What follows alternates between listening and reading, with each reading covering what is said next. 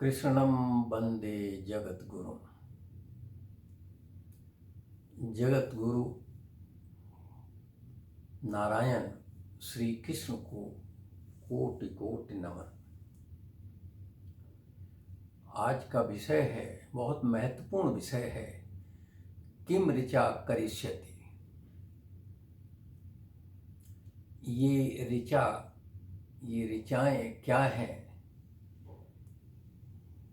ये परमात्मा के बनाए हुए नियम हैं।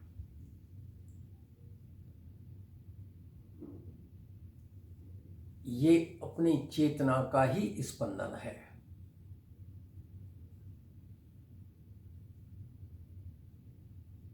अथर्ववेद में इनको मंत्र कहते हैं। यजुर्वेद में इनको कांड कहते हैं। सामवेद में इनको सामगान यानी संगीत कहते हैं। और ऋग्वेद में ऋचा को ऋचा ही बोलते हैं। ये परमात्मा की बनाई हुई सृष्टि की संहिता है, संविधान है, कॉन्स्टिट्यूशन ऑफ द यूनिवर्स। यहाँ से सारी सृष्टि का संचालन होता है। ये पराविद्या है, पराचेतना।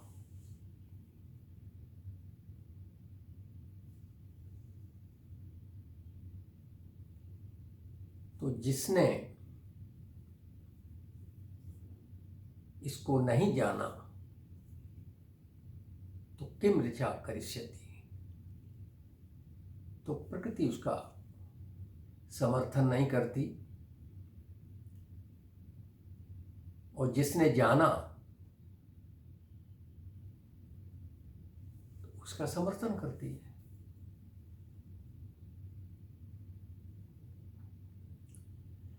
तद विदु त्वय्यमेव समासिते।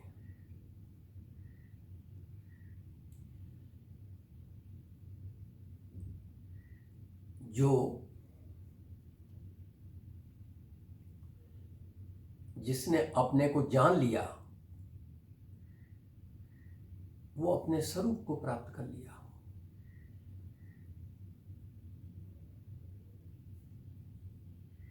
वो अपने चेतना के सप्तम अवस्था में पहुंच गया।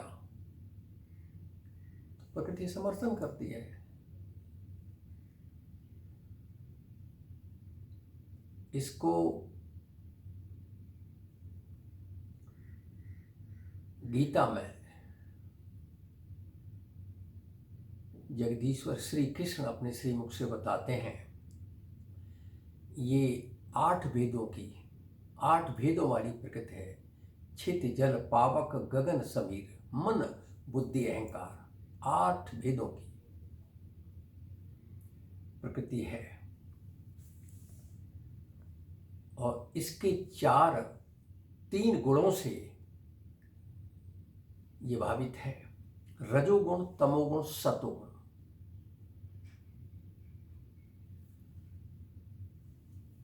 और 4 चरण हैं।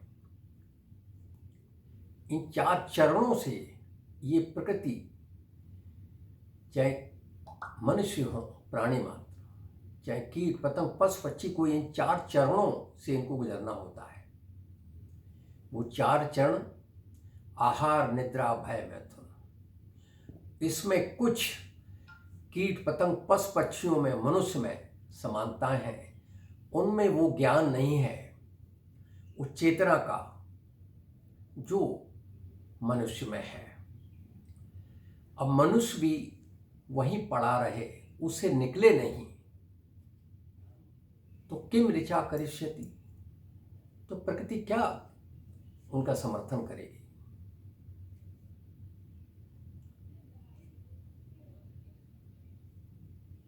परमात्मा श्री कृष्ण फिर गीता में कहते हैं,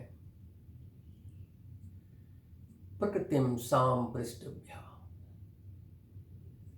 विसर्यामि पुनः पुनः। प्राणी का, मनुष्य अपने स्वभाव से भावित होकर कार्य करने लगता है, उसका स्वभाव बन जाता है, उस स्वभाव में से निकलता नहीं है। जब स्वभाव में से निकलेगा नहीं,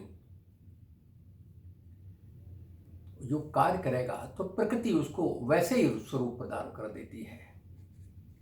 यानी वो रजोगुण और तमोगुण में पड़ा रहेगा, रजोगुण से तमोगुणी बन जाएगा, अधोगामी बन जाते हैं और आए हैं सत्कर्म करने के लिए, सदोगामी बनने के लिए। अपना ये प्रकृति है, अपना ये स्वभाव है, स्वभाव को संयम से चलने का, संयम नहीं करते, अति कर देते हैं और इसी में आहार निद्रा भय मैथुन, इससे निकल नहीं पाते हैं, तो स्वभाव बन जाता है। मनुष्य वाणी के विचार भेद हैं, वाणी से भी लोगों के चाल चलन का, चाल ढाल का और उसकी अवस्था का, कि ये प्राणी, ये मनुष्य कहाँ तक जागृत है, इसकी उच्चेतना की जागरण की अवस्था क्या है। बैकरी मध्यमा पश्यन्ति परा। बैकरी में जो प्राणी है, मनुष्य है, बहुत निचली अवस्था में है। वो इसमें रजोगुण तमोगुण अन्नमय में, वस्तुओं में यहीं घूमता रहता है, वस्तुओं में आनंद ढूंढता रहता है, उससे निकल नहीं पाता। उससे ऊपर तो मध्यमा, थोड़ा से अप स्टेज, इससे ऊपर ये तो गुरु का काम होता है। गु माने अंधकार, रू माने प्रकाश, गु धातु।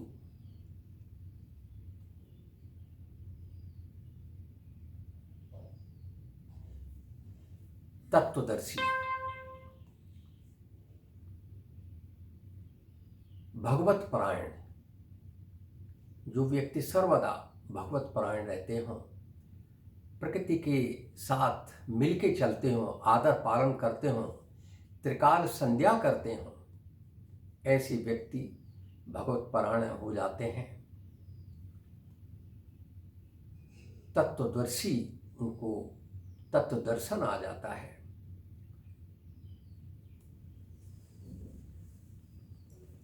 तो वो आपको एक युक्ति बता देते हैं, उस युक्ति से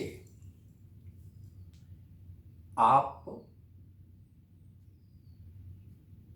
परमात्मा का नाम अपनी चेतना में, साथ में जोड़ लेते हैं।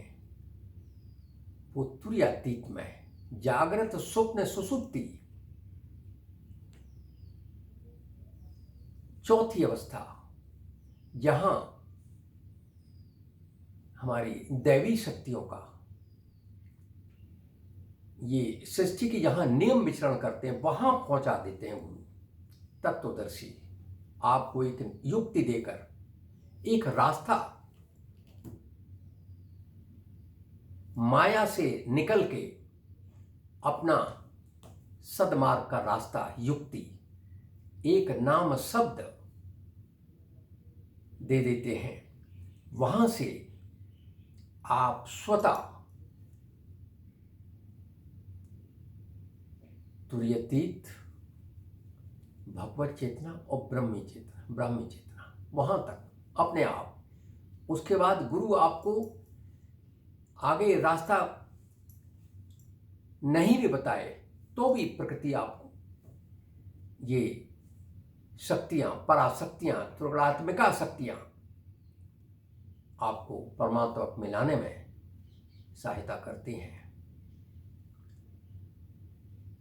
तो ये अष्टधा प्रकृति का मैंने जिक्र किया। 8 भेदों वाली प्रकृति है। तो इसमें 2 तरह की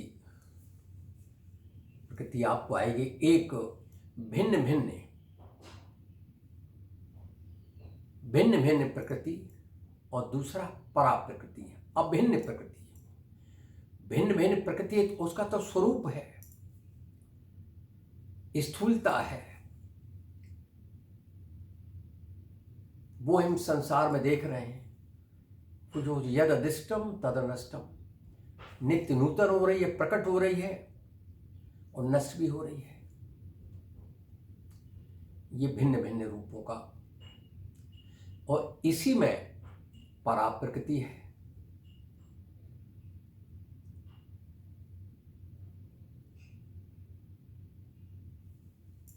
अपरा प्रकृति है, उसके छंद भी भिन्न भिन्न है। और परा ये तो अपनी चेतना का वो स्वरूप है जिससे सृष्टि संचालन हो रही है। हमने बताया कॉन्स्टिट्यूशन ऑफ यूनिवर्स, ये संहिता, संविधान, ये प्रकृति के नियम, ये ऋचाएं, ये सृष्टि का संचालन कर रही हैं। तो प्रकृति का मैंने वर्गीकरण किया, अभिन्न प्रकृति और भिन्न भिन्न प्रकृति है। ये आपने समझ लिया। अब इसी को और गहराई में जाएं तो आप यूं कह सकते हैं कि प्रकृति का आदिकाल में हमारे ईश्वरीय चेतना का कैसे विस्तारण हुआ, कैसे स्पंदन हुआ। एकोहम बहुश्यामा, आदिकाल में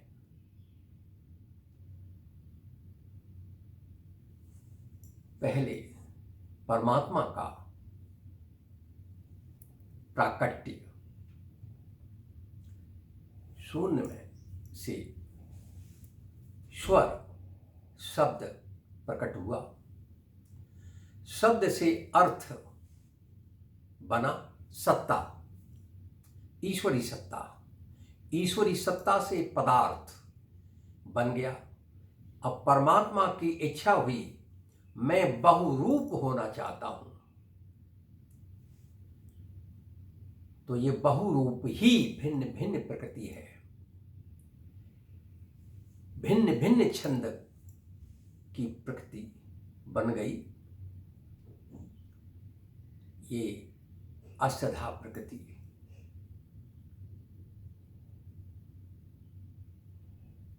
और इसी में परा प्रकृति, ऊपर ऊपर जड़ प्रकृति और अंदर अंदर चेतना प्रकृति।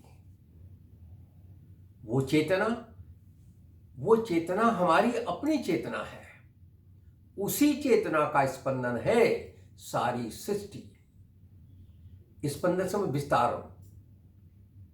विस्तारित रूप, बहुरूपों में जो दिखाई दे रही है, ये भिन्न भिन्न प्रकृति, इसमें सब में परमात्मा है।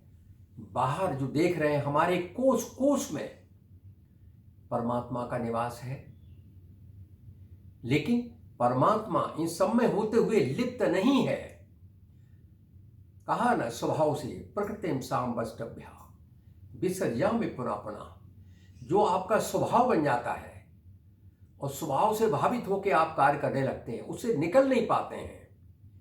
जब निकल नहीं पाते तो किम ऋचा करिष्यति, प्रकृति क्या आपकी मदद करेगी? फिर आपको उसी वैसे ही स्वरूप आपको मिल जाएगा। आप जघन्य अपराधी बन जाएंगे तो आप वगड़ रीढ़ की हड्डी के जानवर बन जाएंगे, कीट पतंग पशु पक्षी। और मैं और आपको बताता हूं, पिछले जन्मों को आपको नहीं पता कि कितने जन्मों से आप भटक रहे थे जन्म जन्मांतर, तो इसके लिए पश्चाताप भी नहीं करते आप, और सत्कर्म की जगह कुकर्म जो नहीं करना चाहिए वो करने लग जाते हैं। गलती हो जाए क्षमा भी नहीं मांगते, एक गलती हो जाए तो क्षमा याचना कर लें, वो भी नहीं करते हैं। और ये तो आवरण युगों युगों से न जाने कब अहोभाग्य हम परमात्मा ने कृपा कर दिए, मनुष्य संयोग से हम यहां आ गए, प्रकट हो गए, हम स्त्री बन गए, पुरुष बन गए। उस यही विस्तारण का तरीका है।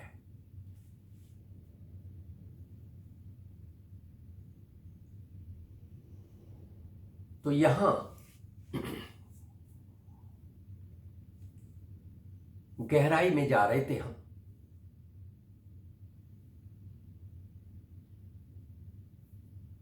गहराई की बात कर रहे थे, आदिकाल की बात कर रहे थे कि सृष्टि में कैसे आए, कैसे भिन्न भिन्न बने, परमात्मा के एक से अनेक बन गए। परमात्मा को तू करके भी बोल देते हैं, आप करके भी बोलते हैं। तुम ब्रह्मा, तुम ब्रह्मा, तुम विष्णु, तुम विष्णु, तुम ब्रह्मा, तुम विष्णु, तुम शिव, तुम रौद्र, तुम इंद्र, तुम सूर्य, तुम चंद्र, तुम अग्नि, तुम वायु, तुम त्रिगुणात्मिका शक्तियां, भूर्भुवः स्वरोम, तुम पुष्प, मतलब अंडम पिंडम थावरम जंगमम अणु अणियान बृहतो मय्यान। परमात्मा वो स्वयं नारायण जगदीश्वर श्री कृष्ण की चेतना है जो विस्तारित हो गई, स्पंदित हो गई। एको हम बहु श्यामा, एक से अनेक बन गए। आप ब्रह्मा बन गए, आप रौद्र बन गए, आप जो मैंने बताया भिन्न भिन्न बन गए। हम स्त्री रूप में आ गए, हम कीट पतंग पशु पक्षी बन गए, सब बन गए।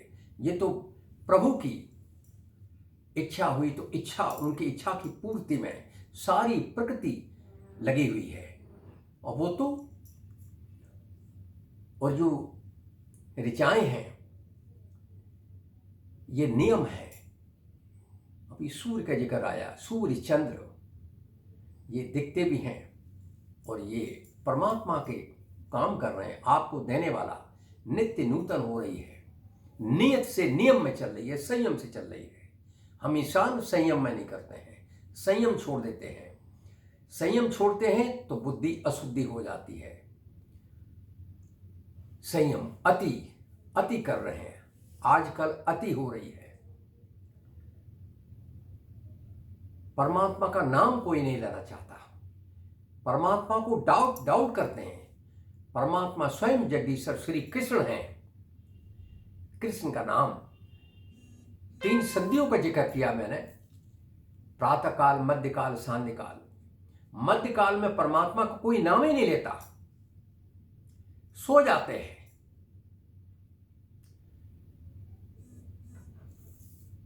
जहां जागना है वहां सोते सोते वहां जागना है।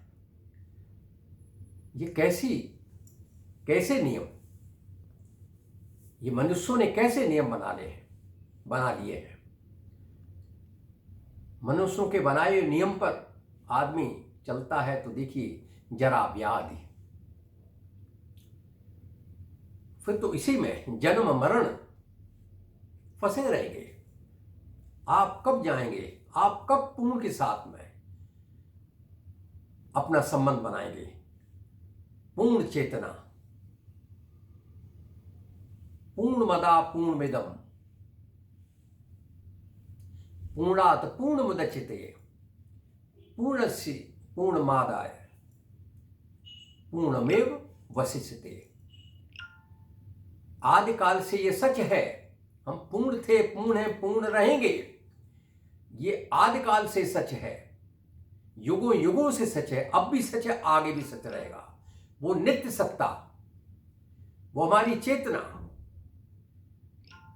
परमात्मा पूर्ण चेतनावान है और नित्य हैं, उनके गुण अनंत हैं, सर्व संभावनाओं का क्षेत्र है, सर्व समर्थमान है। जब प्राणी सदोगामी होता है, गुरु युक्ति बता देते हैं, वो तुरीय अवस्था में पहुंचा देते हैं। तुरीयातीतम, चौथी अवस्था, तुरीयातीतम महाध्यानम। आप सुबह दोपहर शाम, सुबह शाम दोपहर समय नहीं मिलता तो नाम तो याद कर लें। मानसिक उपासना, मन में आराधना, मन में नाम ले लें परमात्मा का, वो भी नहीं लेते हैं। सब कुछ है, परमात्मा हमारे अंदर है, आत्मा परमात्मा, और आत्मा को जानने के साधन हमारे अंदर है। साधन गुरु बता देते हैं। युक्ति परमात्मा का नाम लेना, परमात्मा का नाम स्मरण करना, प्राणायाम, ध्यान, मुद्रा, ये करते नहीं है। जब अभिन्न सत्ता, अभिन्न भिन्न भिन्न प्रकृति और अभिन्न यानी परा, दोनों को एकाकार करते हैं, जोड़ते हैं, योग करते हैं, तो अपने स्वरूप को, वो अवस्था स्वरूप अवस्थानम, वही अहम ब्रह्मास्मि की अवस्था है, प्रज्ञानम ब्रह्म की अवस्था है। वो अपने ईश्वर की अवस्था है।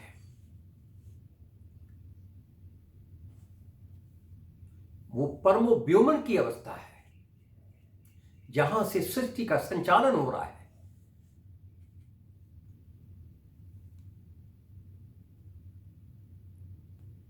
जिसने इस अवस्था को नहीं जाना तो किम ऋचा करिष्यति, प्रकृति आपका क्या मदद करेगी? आप जन्म मरण में दोबारा से इसी भटकते रहेंगे। यहां से निकलना है। और कहा परमात्मा सर्वसमर्थमान है। ऐसी व्याधियां पहले भी आती रही हैं। कहा प्रकृति के साथ छेड़छाड़, प्रकृति को नुकसान पहुंचाओगे। आधुनिक काल में इन दिनों इस प्रकृति के नुकसान की चरम सीमाएं लांघ दी, तो प्रकृति उधार नहीं रखती, प्रकृति अपना रूप दिखाती है। तो आप देखिए, परमात्मा का नाम लेंगे, परमात्मा से जुड़े, एकाकार होंगे, तो प्रकृति समर्थन करती है। आप की इच्छाएं पूरी होने लगती हैं, आपको ज्ञान आ जाता है। जो इच्छा करेंगे आप ज्ञान को आधार बना के करेंगे, तो उसमें दोष नहीं लगेगा। आप अपने जीवन की जीने की कला सीखेंगे और सफल भी हो जाएंगे, मुक्त हो जाएंगे। इसी को कहते हैं जीवित मोक्ष।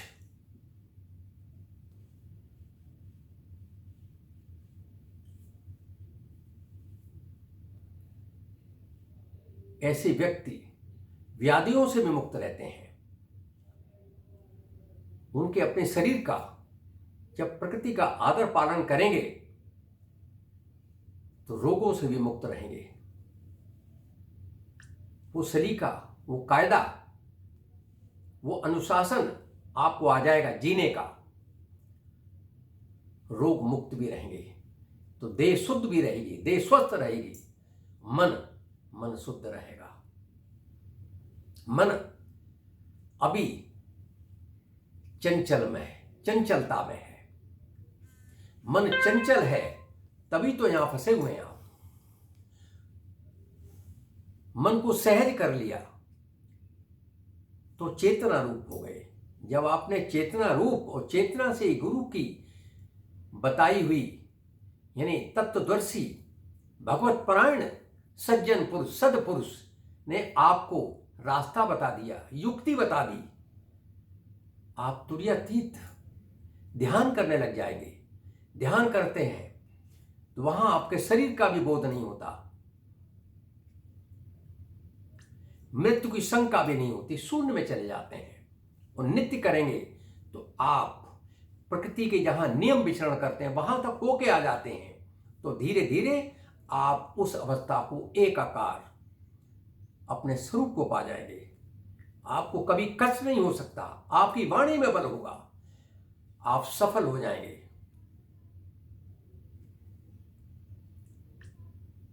आपने 5000 साल पहले जब इंद्रप्रस्थ की स्थापना का समय आया, ऋषियों, महर्षियों, मुनियों को बुलाने का समय था, कोई याद नहीं कर रहा था। स्वयं जगदीश्वर श्री कृष्ण ने अपने श्रीमुख से कहा था, एक महर्षि हैं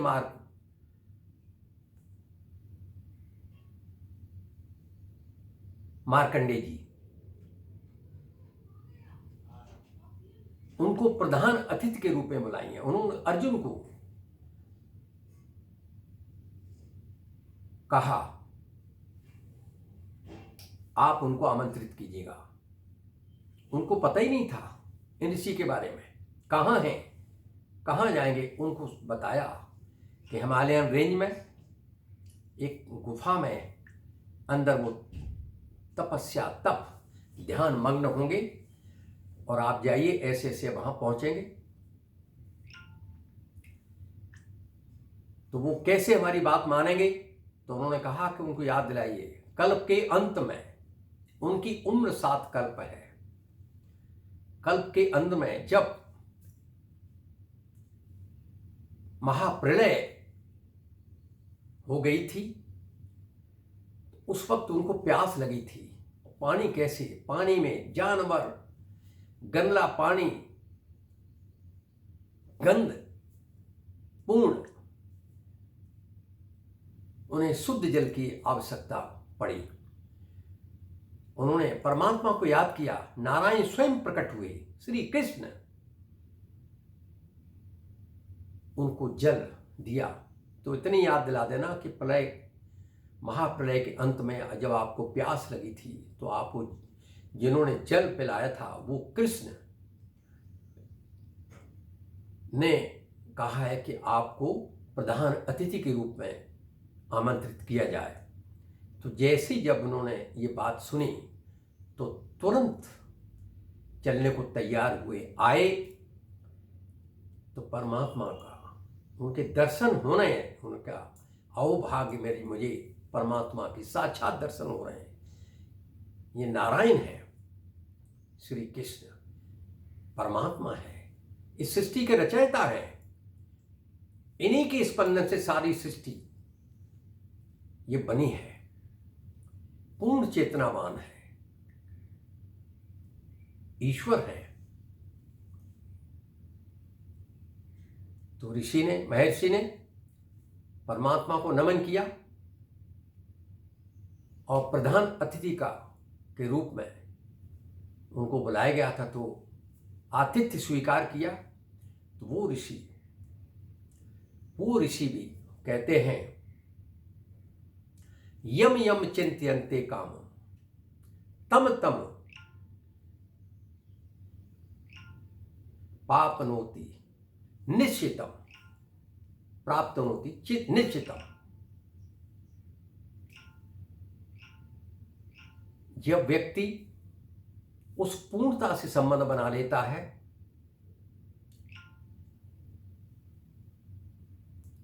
चेतना को जागृत कर लेता है,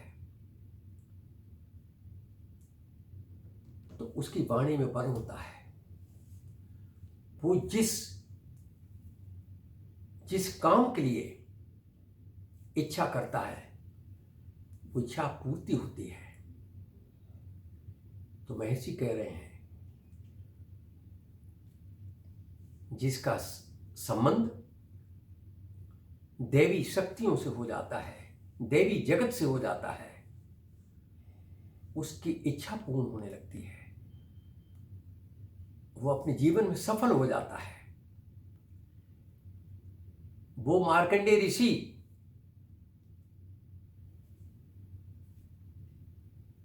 आज भी है, 7 कल्प अभी हुए नहीं हैं। ऐसे ऋषि, ऐसे सप्त ऋषि जिनका नाम सुना होगा आपने, एक बार मैं जिक्र कर चुका हूं। महान, ये ज्ञानगंज में है। ये तो जब चाहेंगे तब वहां चले जाएंगे। इनको ये मानिए ज्ञानगंज में है। ये परमात्मा के साथ सृष्टि का संचालन में मदद करते हैं हर वक्त। इस सृष्टि इन महर्षियों, संत, महात्माओं हमेशा चिंतन में रहते हैं, ध्यान में रहते हैं, ध्यान मग्न। तो सृष्टि ऐसे ऋषियों, महर्षियों के हमें उपकार मानना चाहिए, ऐसे अपने पूर्वजों का। इनसे जो सृष्टि चल रही है, ये तमोगुणियों से,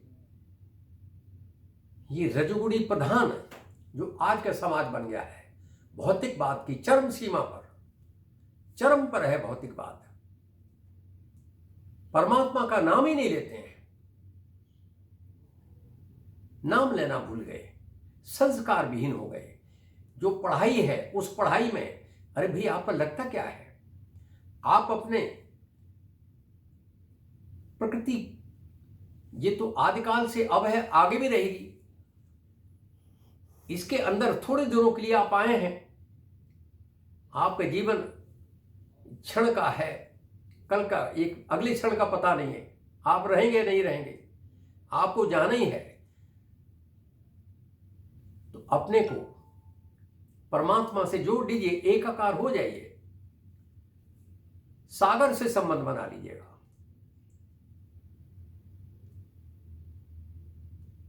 जैसे एक नदी का उदाहरण दे रहा हूं, वो चाइना से, ब्रह्मपुत्र नदी चाइना से निकलती हुई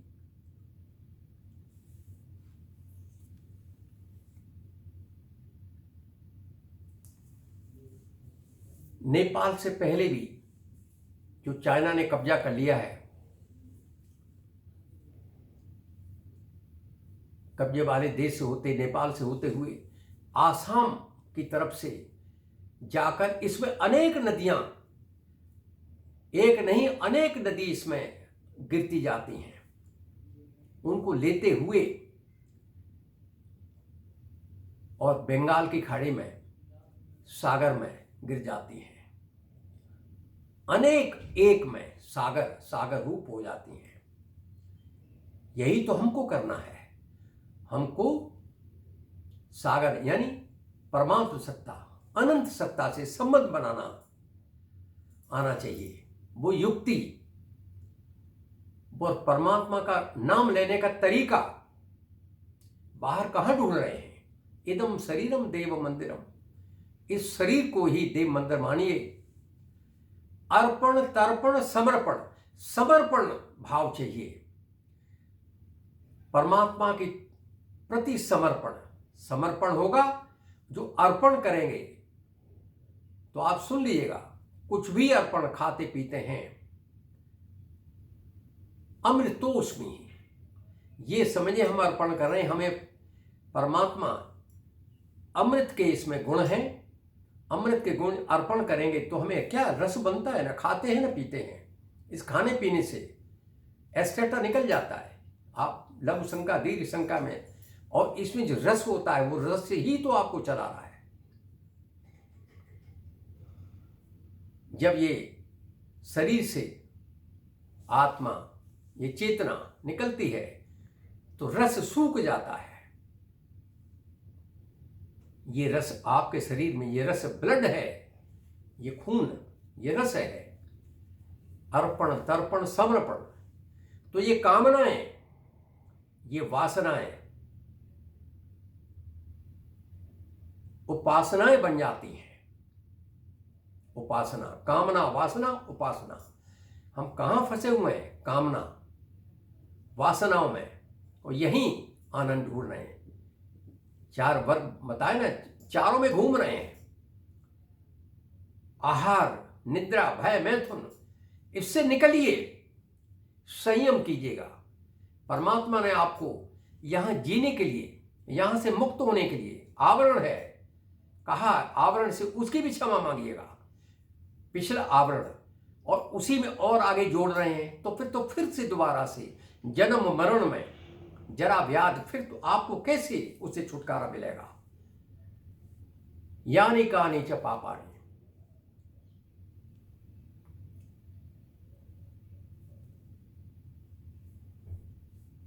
जन्मांतर कृतानि च, उसके आवरण। जब भी आप सुबह दोपहर शाम, जब भी ये संधियों में परमात्मा को याद करते हैं, सांध्य उपासना करते हैं, तो ये भाव आपका होना चाहिए। यानी कानी च कृतानि,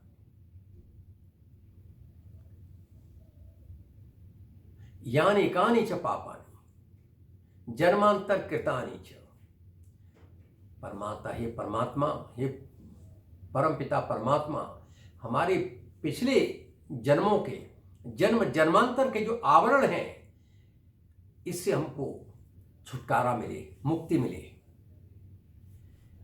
क्यों कि तत्वदर्शी ने आपको युक्ति बता दी है, तो युक्ति बता दी है तो आप परमात्मा से जुड़ने के लिए उनका नाम लेना आपने शुरू कर दिया है।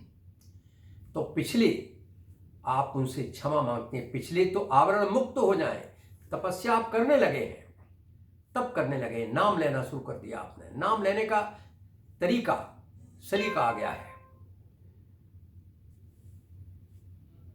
आगे का सुधार यहां से कर लेंगे। तो इसके साथ साथ आपने जीवन में सफल होना है। ऋग्वेद कहते हैं यति नाम ब्रह्मा भवति सारथी। यति, यहां यति का मतलब यति नाम, यति माने आप इसको नेचर से जोड़ दीजिएगा, यति नाम ब्रह्मा, जिसके ब्रह्म सारथी हो जाए, यति हो जाए, उसको कृपा मिलनी ही मिलनी है, उसने जीवन में सफल होना ही होना है। हम जीवन में असफल क्यों हो रहे हैं? क्यों ब्रह्म को हम साथी नहीं बना पाते, ब्रह्म से जुड़ एक आकार नहीं हो पाते हैं, एक रूप नहीं हो पाते हैं। हमको तुरीयतीत तक ही पहुंचने का रास्ता नहीं मिल पाता है, कोशिश नहीं करते हैं, डाउट करते हैं परमात्मा पर, और जिसने डाउट किया उसने अपने जीवन व्यर्थ कर दिया। तब किम ऋचा करिष्यति, ये प्रकृति आपके क्या मदद करेगी?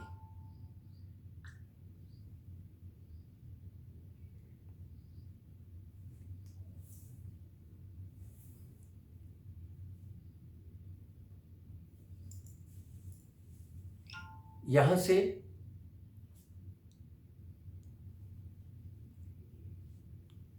आज का टॉपिक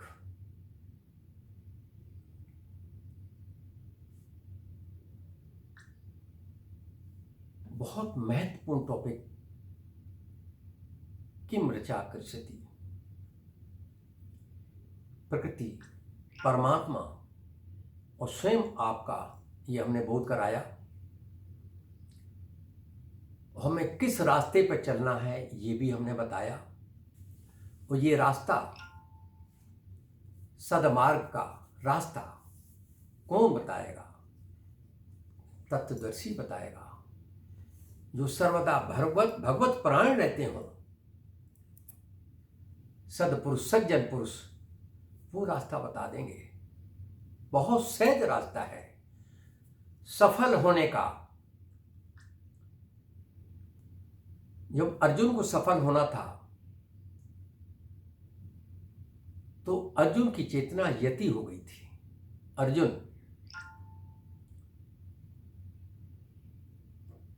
कृष्ण स्वयं अर्जुन के गुरु बने, कहा सहजम कर्म कौन्तेय, सहज कर्म